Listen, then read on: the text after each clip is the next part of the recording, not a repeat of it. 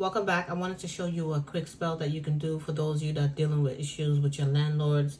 Those of you that live on the property of your landlords, this ritual will work well. The screen prior to this, I showed you exactly everything that you'll be needing and everything that I'll be using in the ritual. And you're going to need a potato that is starting to sprout and has kind of withered up a bit, kind of like an old potato that needs your petition. On your petition, there's a few things I want you to consider and look at. The name of your landlord, the address, email address, the phone number. When you write the landlord's name, you're going to write it going up and then coming back down. You're going to do that 1, 2, 3, 4, 5 times. Once you do that, I want you to take the old potato and cut it right down to the middle. Not all the way split in half because you want it to still stay closed, but just enough to where you can fit something inside of it, which will be the petition. You're going to then take the ingredients of the shut the fuck up, the stay away, and the hot foot, and you're going to put some in between the potato. Once you've done that, the petition then is folded up as small as can be. And make sure you wear gloves because my hot foot is really hot, as well as my stay away and the shut the fuck up. You're going to place it inside, and then you're going to put some pins inside. As you do this, I do recommend you burning the stay away candle. As you stuff the pins inside, I recommend you to get your stay away, your shut the fuck up, and your hot foot candle. And I recommend you burning those.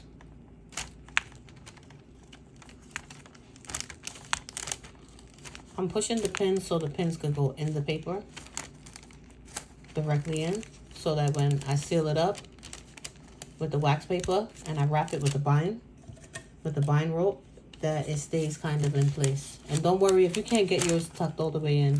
If you're having trouble doing that, your landlord is gonna give you issues above and beyond. So if you're doing this without a reading and you're just doing it based upon, you know, the issues that you're having, I would tell you to do a 1-card flip or a pendulum reading on the landlord to find out exactly what's going to happen and, you know, and you working them. I'm going to wrap it up really good and tight. And you can use your hot foot oils and stuff like that. I'm not going to use any hot foot oils because I'm using the powders, and I'm going to put this right into the ground. And what you're going to do is, once the 3 candles have officially, like, fully burned all the way down, then you can put it into the floor. So it'll probably take you, you know, a couple of hours to have it done. You get some resins, and you're going to pray over the potato, basically, to rot away in the floor, just as the presence as a landlord is. You want the landlord to leave you alone. You want him to be hot-footed. You want him to be silent. And you want everything that he's doing to you to rot away. So if you've been having issues where you haven't been paying rent, y'all fight a lot, y'all argue a lot, this potato is going to help you with removing them off of the property, even if they live on the property. It's going to start making them get away. They're not going to want to stay on the property. And it'll give you enough time to get yourself together. And if he's taking you to court, that's something separate. You will have to work on that court case. This rotten potato, basically, as you put it in the floor to rot, is going to help you to basically back them away and make them leave you alone. The wax paper is going to make it rot slow, but it'll give you more than enough time for it to still rot and not have like a very stink smell to it. You wrap it again in some more bind rope. And like I said, make sure that the candles are all completely burned all the way down, all 3 of them, the hot foot, the shut the fuck up, and the stay away.